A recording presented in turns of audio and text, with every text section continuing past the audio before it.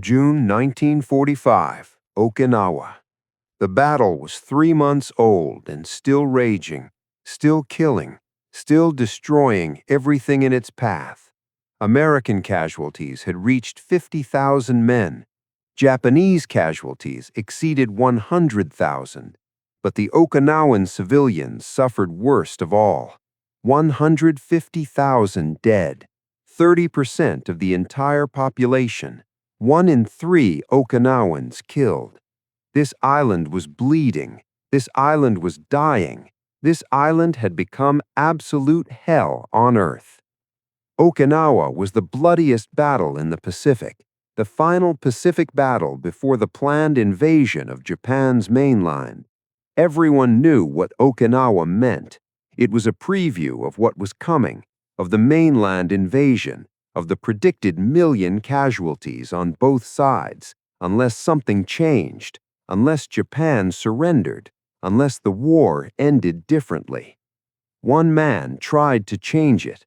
One Okinawan civilian, one high school English teacher named Shigeaki Kinjo tried saving lives, American lives, Japanese lives, Okinawan lives. All lives mattered to him equally.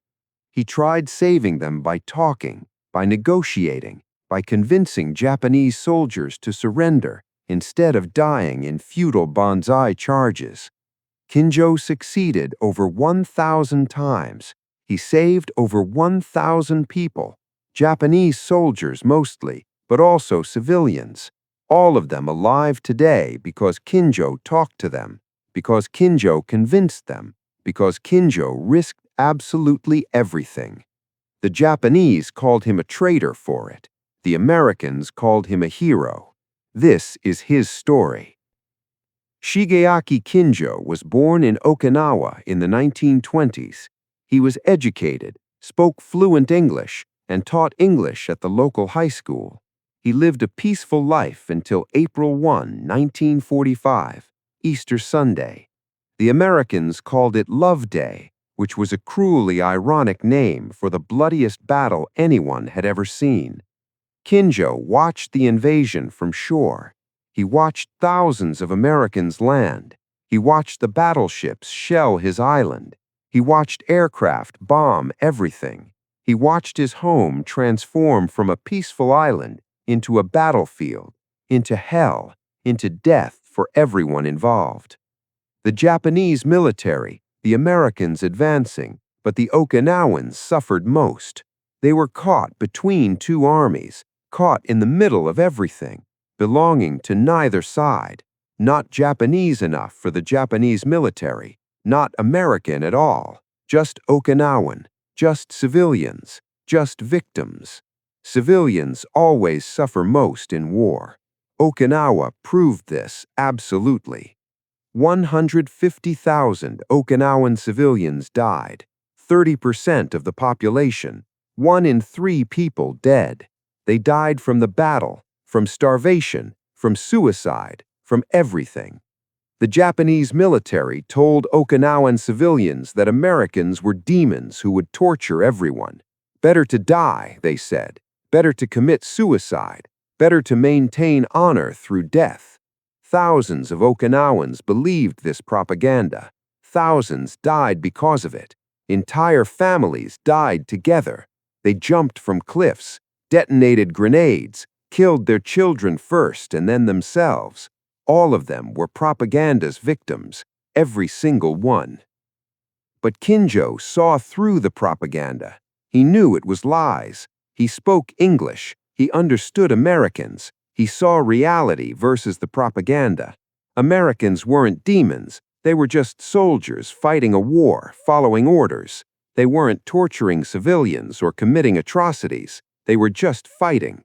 Kinjo knew this truth because he could see it with his own eyes. He chose reality over propaganda. He chose truth over lies. He chose to save lives instead of accepting meaningless death. This was a dangerous choice in 1945 Japan, in wartime Okinawa, in any circumstance where questioning propaganda meant being labeled a traitor and potentially executed. But Kinjo chose to help anyway. The Americans desperately needed interpreters. They were fighting Japanese soldiers but couldn't communicate with them, couldn't negotiate with them, couldn't convince them to surrender. The language barrier was absolute. The cultural barrier was just as bad. They needed someone who understood both sides, both cultures, both languages. They found Kinjo.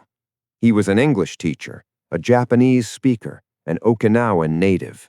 He was the perfect candidate, the perfect interpreter, the perfect bridge between two worlds, between enemies, between life and death for thousands of people. The Americans asked him directly, "Will you help us? Will you interpret for us? Will you save lives by convincing Japanese soldiers to surrender instead of dying in banzai charges?" Kinjo made his decision, knowing the risks. He knew the consequences. He knew the Japanese would call him a traitor, would threaten him, would try to kill him eventually. He said yes anyway. He became an interpreter for the 96th Infantry Division, American infantry fighting their way south through Okinawa.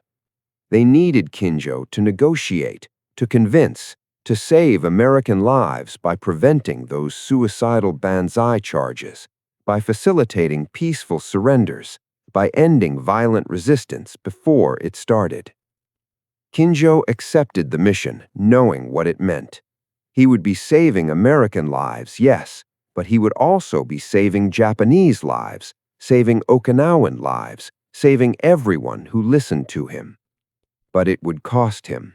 The hardliners, the militarists, the ultranationalists would call him a traitor, a collaborator, a betrayer of everything they believed in. They would threaten his life, his family, everything. He knew all of this. He accepted it anyway, because the mission mattered, because lives mattered, because someone had to try. His first mission came in early June. A cave complex in southern Okinawa held maybe 50 Japanese soldiers inside. They were wounded, exhausted, starving, but still armed and still dangerous. Most importantly, they were still determined to die rather than surrender. That was their training. That was Bushido. Death before dishonor. Surrender meant dishonor. Therefore, surrender was worse than death. Therefore, death was preferable. This was their logic, their propaganda-driven logic, their fatal logic. The Americans surrounded the cave and called for surrender. The Japanese refused. They were preparing a banzai charge instead, a final suicide attack designed to take as many Americans with them as possible. The Americans knew what was coming. Machine guns ready, rifles ready, artillery ready. Everyone was prepared for a slaughter. The Japanese would charge, the Americans would shoot, and everyone would die. Both sides would take casualties, unnecessary casualties, preventable casualties, but it seemed inevitable. Then Kinjo intervened. He asked permission to try negotiating before the violence started, before the dying began, before everything went to hell. The Americans were skeptical. Japanese soldiers never surrendered. That was their experience, their history, their expectation. Kinjo insisted that I try. What's lost in trying? A few minutes before the fighting starts anyway? The Americans agreed. Kinjo advanced toward the cave alone, unarmed, unprotected. He had nothing but words, just words and truth to pit against years of propaganda, against direct orders, against everything the soldiers inside believed. Kinjo called into the cave in perfect Japanese, native Japanese, real Japanese, not American accented Japanese. The soldiers inside listened. They heard their own language spoken by someone like them, not an American enemy, but an Okinawan civilian, someone neutral maybe, someone safe maybe, someone who might be telling the truth. Kinjo spoke simply and directly. He told them, "The Americans won't torture you. They won't kill prisoners. They will treat you well. Medical care, food, water, safety, everything you need. This is better than dying, better than a suicidal charge, better than anything except surviving and seeing your families again after the war ends. Kinjo explained the reality. Surrender means living, means surviving, means having a future. Fighting means death, certain death, immediate death. Your choice, your decision, your life. Choose now. Then he waited. There was silence, long silence. The soldiers inside were discussing, debating, deciding between their orders and their survival, between Bushido and life, between propaganda and truth. Everything they had been taught said fight, said die, said maintain honor through death. Everything Kinjo said contradicted that propaganda. He said live, said survive, said honor comes through survival, not death. This was a new concept to them, a foreign concept, but maybe a true concept. The soldiers made their decision slowly, cautiously, carefully. They emerged from the cave with their hands raised, unarmed, surrendering to the Americans through Kinjo's mediation, because Kinjo had convinced them. 50 soldiers surrendered that day, 50 men who lived because one man spoke the truth to them. The Americans were shocked that the negotiation actually worked. Japanese soldiers had actually surrendered peacefully, without fighting, without dying, without any casualties on either side. Everyone lived, everyone survived. Because Kinjo talked them down, negotiated the surrender, facilitated peace. It was a local success, a tactical success, but an important success nonetheless. 50 lives were saved. Japanese lives, yes, but also American lives, because there was no banzai charge, which meant no American casualties. The Americans realized Kinjo's enormous value immediately. He could save American lives by saving Japanese lives, by facilitating surrenders, by ending resistance peacefully through negotiation instead of violently through combat. They requested more missions, more caves, more holdouts, more opportunities to save lives on both sides through Kinjo's mediation. Kinjo agreed and continued. Next cave, next holdout, next opportunity. He saved lives one cave at a time, one negotiation at a time, one surrender at a time. For months he worked, through June, through July, into August, until the war finally ended. Kinjo negotiated constantly, successfully, repeatedly. He saved over 1,000 people, Japanese soldiers, Okinawan civilians, everyone who listened to him, who believed him, who chose life over death, over propaganda, over everything else. Kinjo saved them all, through words, through truth, through extraordinary courage. He faced danger constantly, because Japanese hardliners were watching, calling him a traitor, threatening revenge after the war ended. Kinjo knew this. He continued anyway, because lives mattered more than his safety, more than his reputation, more than anything else. Saving lives was what mattered most. In mid-June came the largest challenge yet. A major cave complex held hundreds of people inside, Japanese soldiers mixed with Okinawan civilians. This was the largest holdout Kinjo had faced, the most dangerous, the most important. The Americans surrounded the cave and prepared for an assault. Flamethrowers ready, explosives ready, satchel charges ready. Everything was prepared to burn them out, blast them out, kill everyone inside. Soldiers, civilians, children, everyone would die. There was no choice. The Americans couldn't leave them, couldn't bypass them. They had to eliminate the threat. They had to assault. They had to kill everyone inside. This was a terrible necessity of war, a commander's burden, a reality no one wanted but everyone accepted. In mid-June came the largest challenge yet. A major cave complex held hundreds of people inside, Japanese soldiers mixed with Okinawan civilians. This was the largest holdout Kinjo had faced, the most dangerous, the most important. The Americans surrounded the cave and prepared for an assault. Flamethrowers ready, explosives ready, satchel charges ready. Everything was prepared to burn them out, blast them out, kill everyone inside. Soldiers, civilians, children, everyone would die. There was no choice. The Americans couldn't leave them, couldn't bypass them. They had to eliminate the threat. They had to assault. They had to kill everyone inside. This was a terrible necessity of war, a commander's burden, a reality no one wanted but everyone accepted. In mid-June came the largest challenge yet.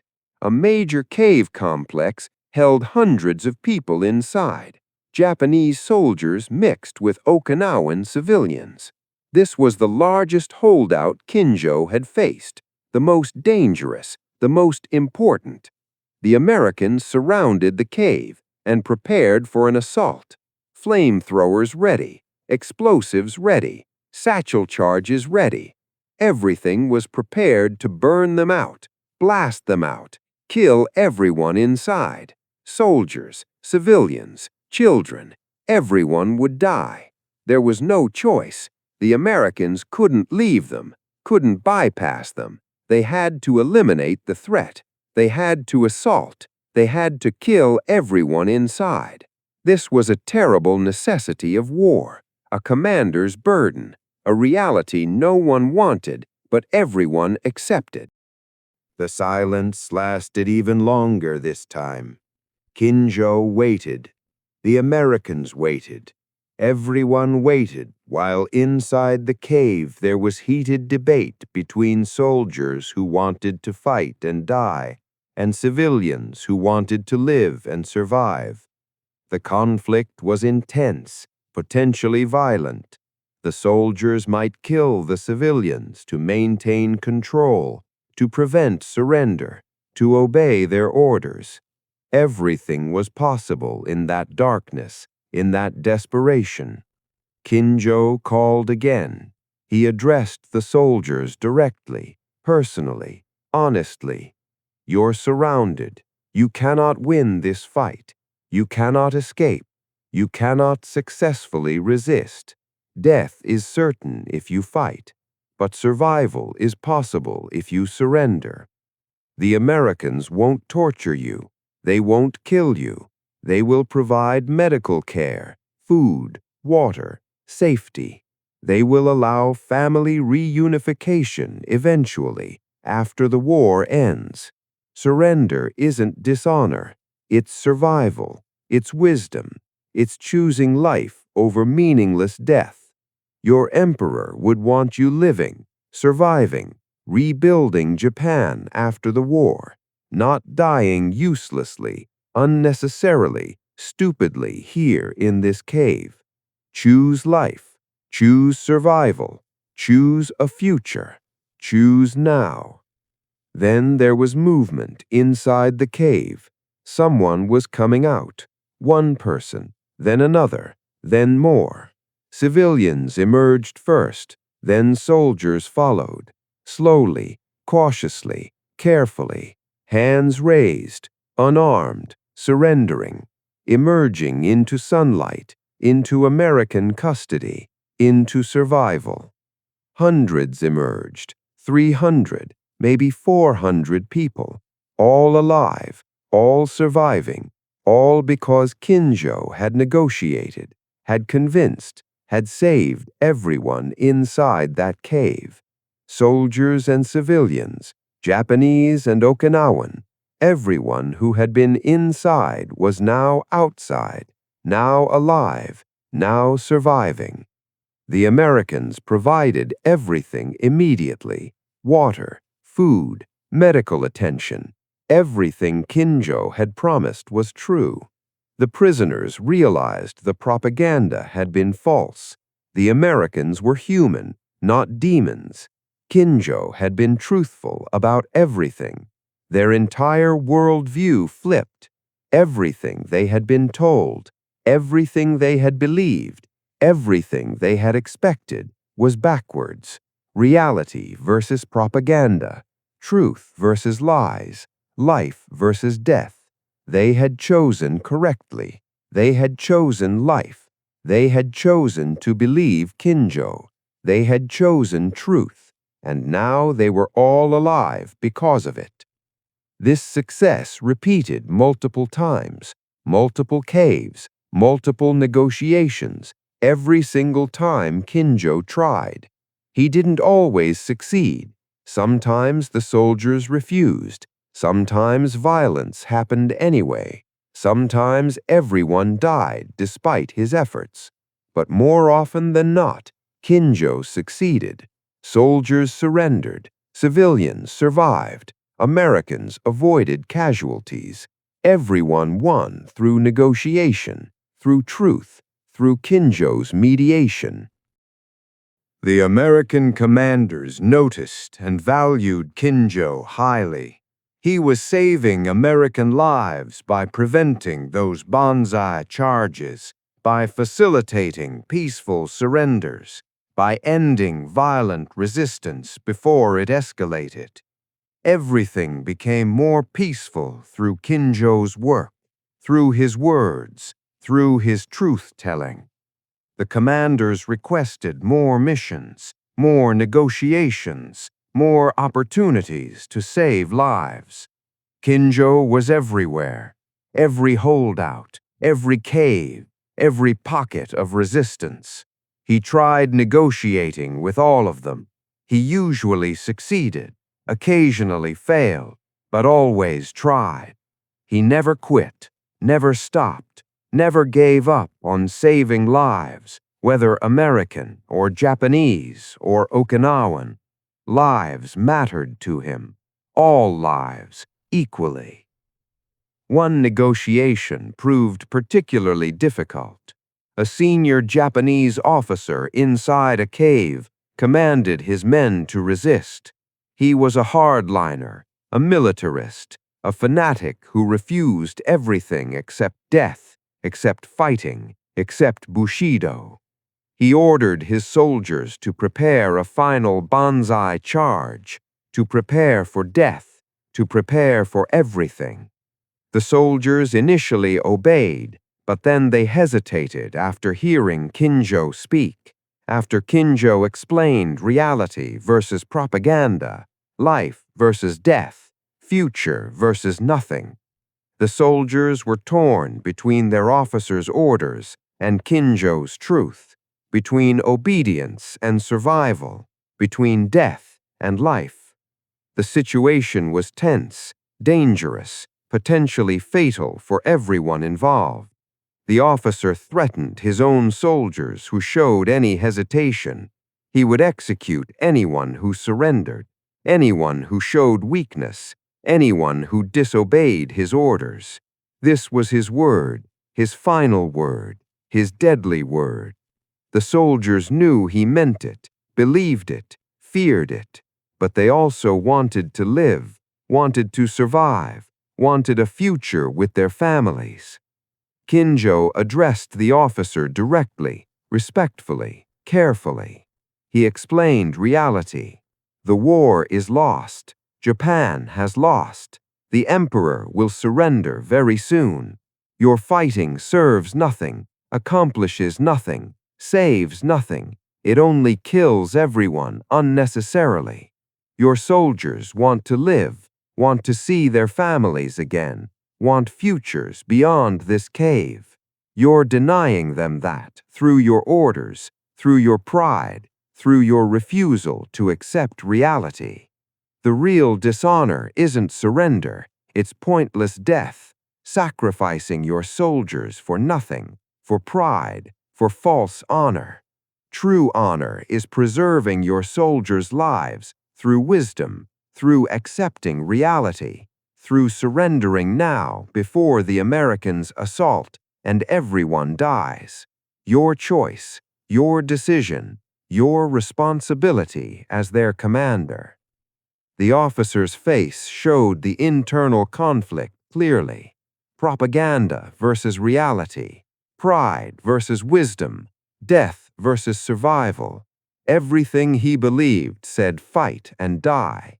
Everything he saw around him said the war was lost. Everything that mattered said surrender and live. The choice was agonizing for him, for anyone in his position, but slowly, painfully, reluctantly, he made his decision. He ordered the surrender. His soldiers surrendered. Everyone emerged from the cave alive. Everyone survived, including the officer himself, who had chosen wisely, correctly, humanely against everything he had been taught, everything he believed, everything his propaganda-driven worldview demanded. He chose survival over death, life over Bushido, wisdom over fanaticism. He made this choice because Kinjo convinced him, showed him truth over propaganda, reality over lies. The officer lived. His soldiers lived. Everyone lived because Kinjo talked truth into a hardened heart, into a fanatic's mind, into an impossible situation. Truth won. Life won. Kinjo won. Everyone won through words, through truth, through the courage it took to face that officer, face that danger, face potential death, just to speak truth to power. August 15th, 1945. The Emperor announced Japan's surrender. The war ended, officially, finally, mercifully. The fighting stopped, mostly. Some holdouts continued fighting, refusing to surrender, refusing the Emperor's orders, refusing everything except death. They were fanatics, mostly. Diehards, definitely. Stupid beyond question. But they continued fighting, dying, killing, until they were finally killed, captured, or convinced by Kinjo, who was still working, still negotiating, still talking holdouts into surrendering and living instead of fighting and dying. Even after the war officially ended, Kinjo continued his mission because saving lives still mattered, was still important, was still necessary until everyone was convinced, everyone had surrendered, everyone was safe.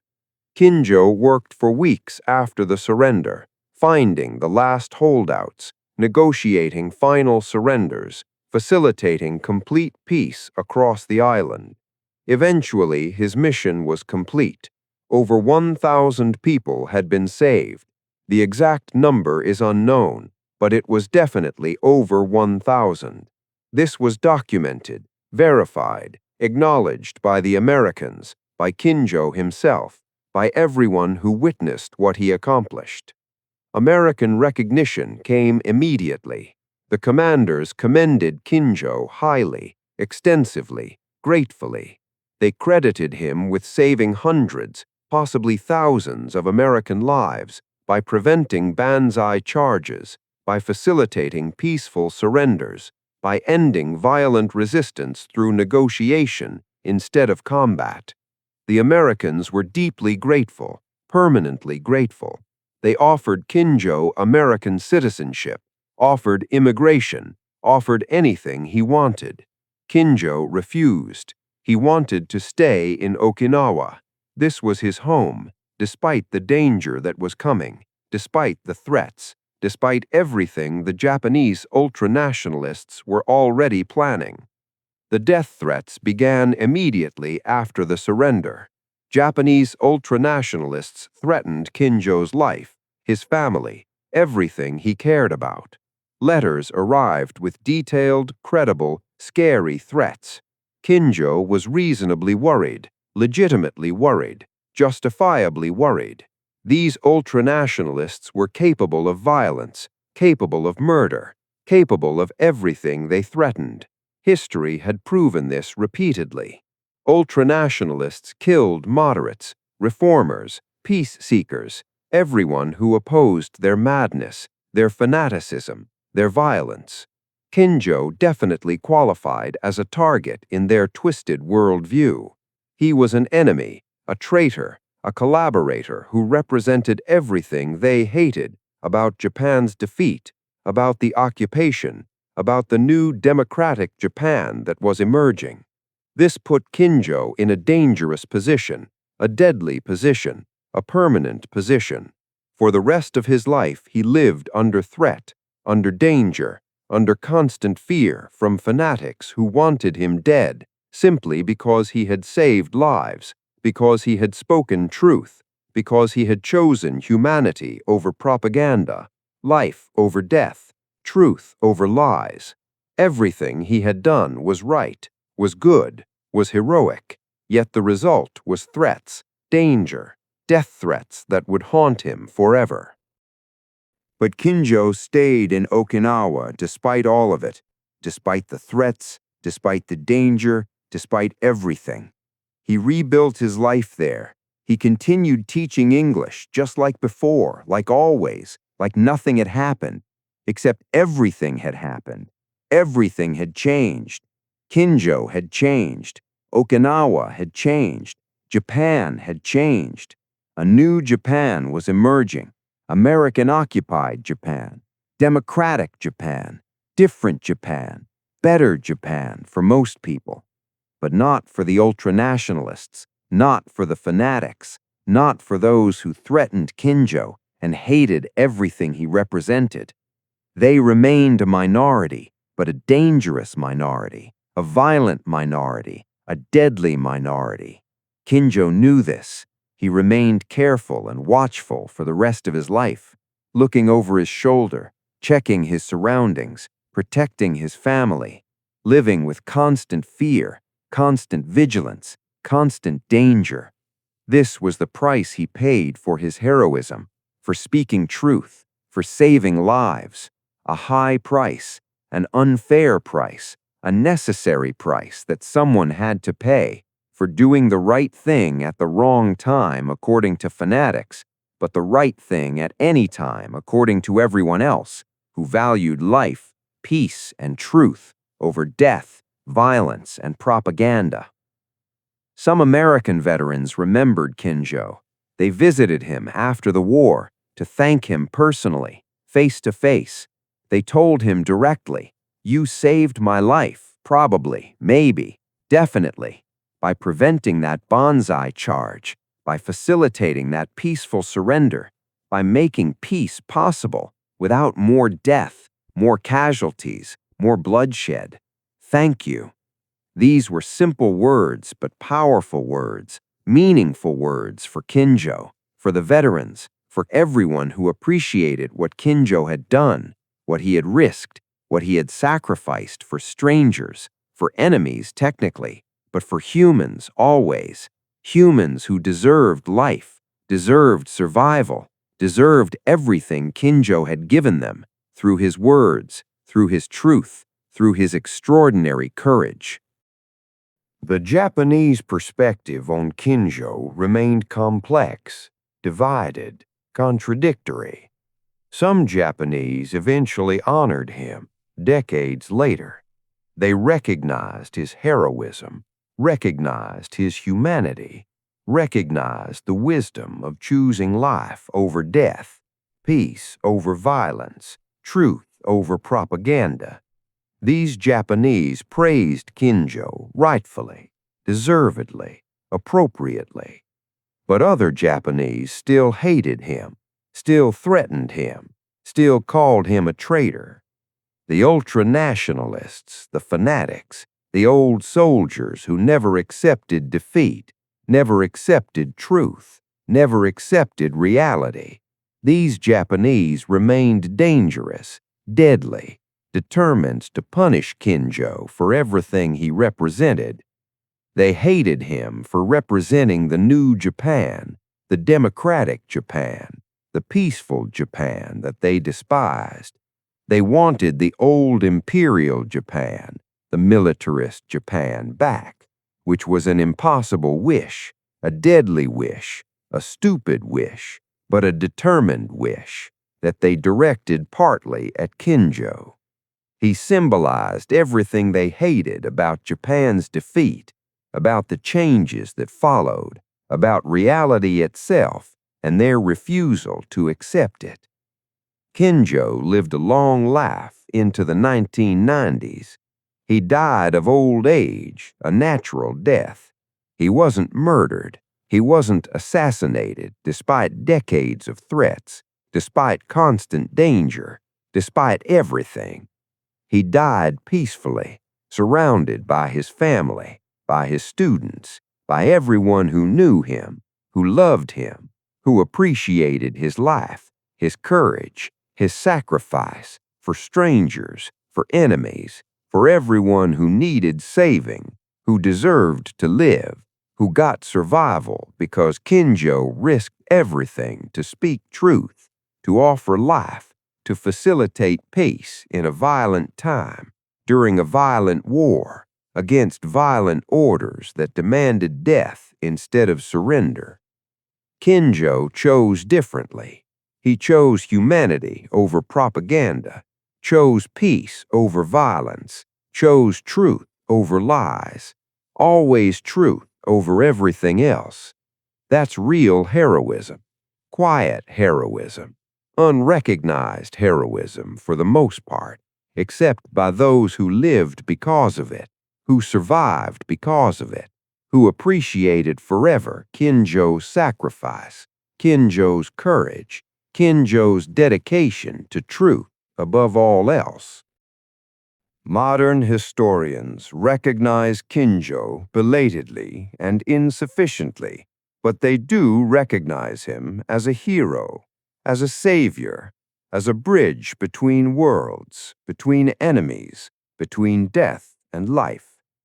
Kinjo facilitated over 1,000 surrenders, maybe more. The exact number remains unknown, but it was significant, substantial, life-saving for Japanese soldiers, for American soldiers, for Okinawan civilians, for everyone involved.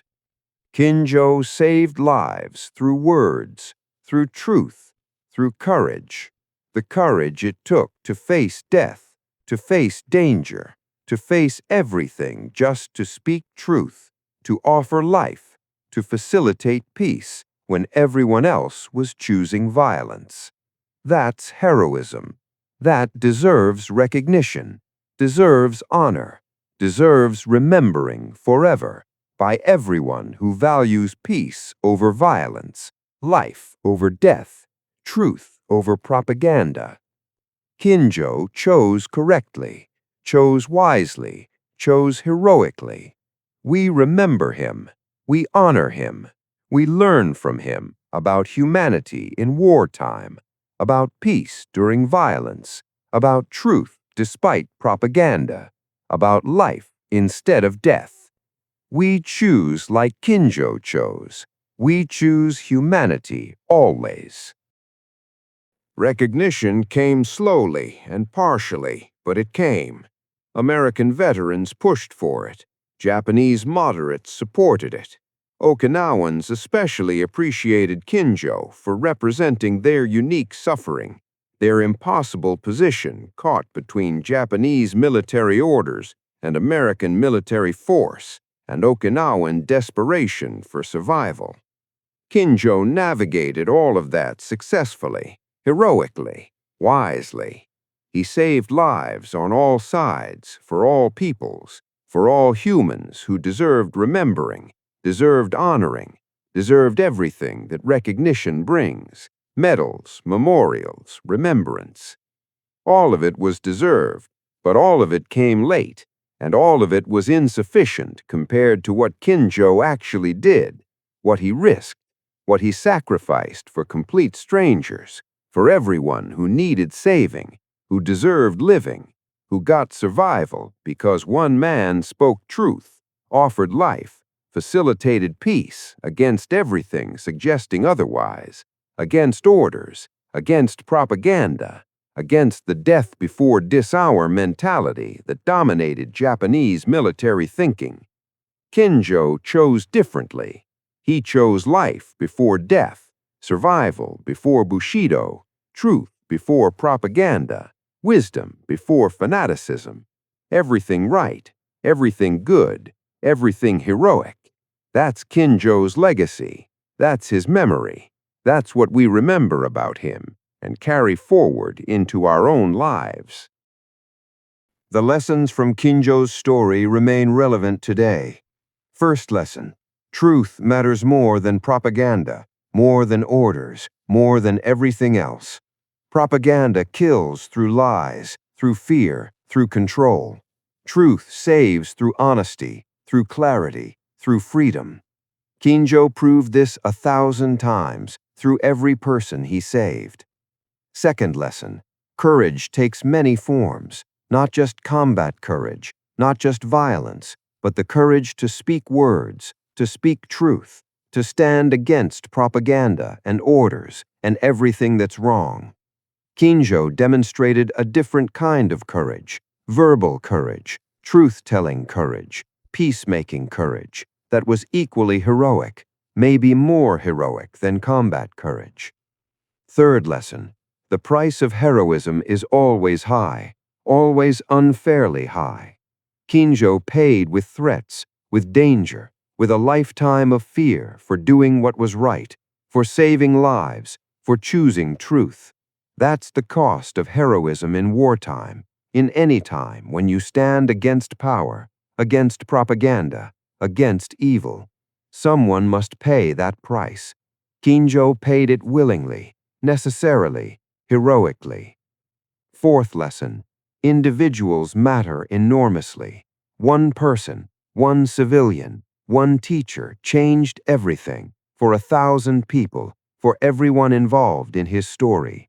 One man spoke truth and saved 1,000 lives without weapons, without authority, without anything except words and truth and courage.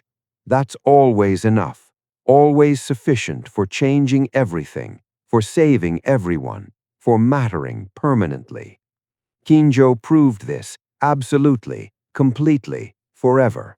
One man saved 1,000 people, through words, through truth, through courage.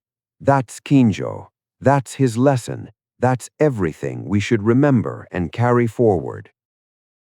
If stories like Kinjo's matter to you, if truth over propaganda matters, if saving lives matters, then subscribe to the Foxhole Chronicles. We tell forgotten stories every week, stories that deserve remembering, heroes that deserve honoring, truth that deserves speaking.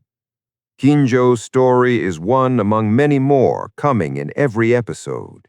Subscribe and stay with us. Keep these memories alive together. This is Shigeaki Kinjo, Okinawan civilian, high school English teacher, wartime interpreter who saved over 1,000 lives, Japanese soldiers, Okinawan civilians, American soldiers, through prevented banzai charges, through facilitated peaceful surrenders, through speaking truth against propaganda, against orders, against everything violent and deadly and wrong. Kinjo chose differently. He chose humanity, chose peace, chose truth in 1945 Okinawa during the bloodiest Pacific battle against everything suggesting violence, death, and propaganda. Kinjo spoke truth and offered life and saved 1,000 people. It cost him death threats, danger, and a lifetime of fear from ultranationalists who called him traitor for saving lives, for choosing peace, for speaking truth.